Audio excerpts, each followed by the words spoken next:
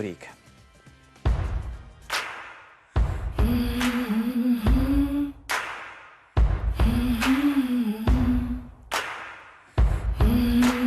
Маква макарондар тек бидайдың қатты сұрыптарына жасалған, пішінін мінсіз сақтайды. Маква талғамма сай күшті, пайдалы макарондар сатып ал.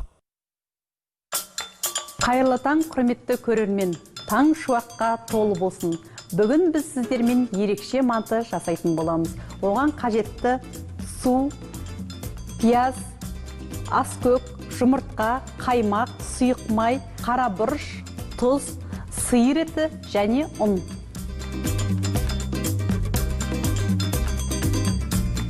Ендеше құрметті көрермендер, бастайық.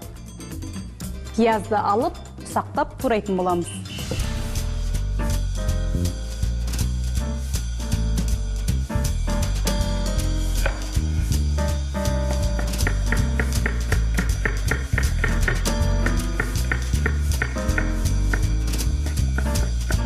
Мінекей пиязымызды турап алдық, келесі кезекте сиыр етін турайтын боламыз.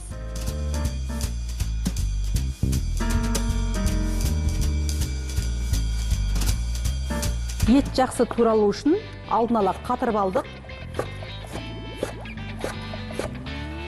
Қатырып алған ет өте ұсақ, әдемі туралынады.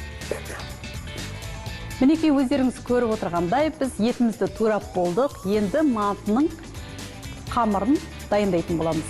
Оған қажет бізде ұн, су, жұмыртқа және тұз.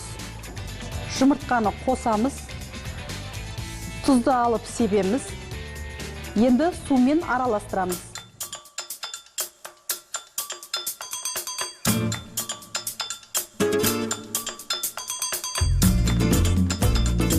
Мінекей құрметті көрермен, біздің қамырымыз дайын болды. Осы қамырды 15-20 минутқа тындырып қоямыз.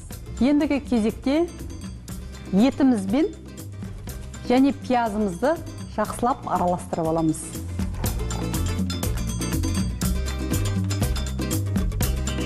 Бұрыш қосамыз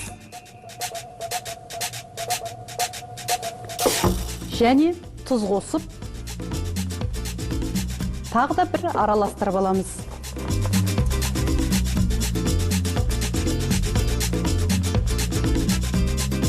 Мінекей біздің қамырымыз дайын болды.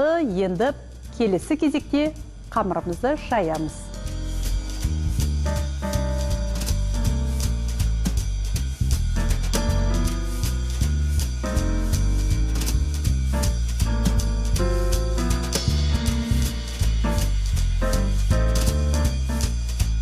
Мінекей құрметті көрермен, біздің қамырымыз дайын болды. Қамырды енді арнайы шеңбермен басып аламыз.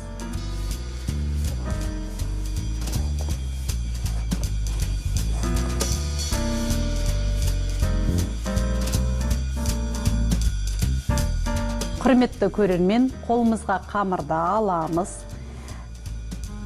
Етімізді салып, өрнектеп түйетін боламыз.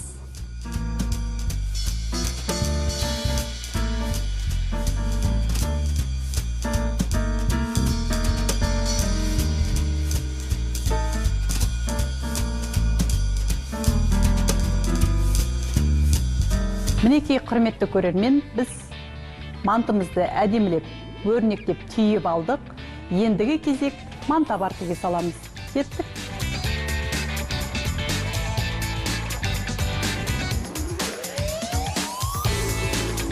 Мінекей құрметті көрермен, біздің мантымыз дайын болды. Енді әрлейтін боламыз.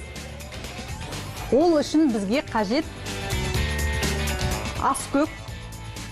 Аскөкті ұсақтап тураймыз. Мінекей біздің аскөгіміз дайын болды. Мантымызды осылай әрлеп дайындаймыз. Және бізде соңғы кезең қаймағымызды мантының дәл ортасына қоямыз. Мінекей құрметті көрермен, мантымыз дайын болды. Баршаңызға ас болсын.